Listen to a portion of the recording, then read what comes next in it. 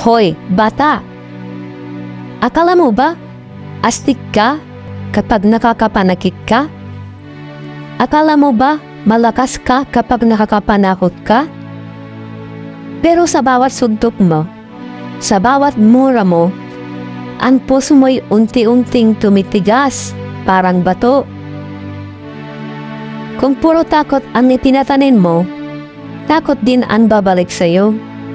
Kung galit ang iyong itinatanin, galit din ang iyong aanihin, doble pa. Pero isipin mo, mas malakas ang batang marunong nagpatawad. Mas astig ang batang marunong gumagala.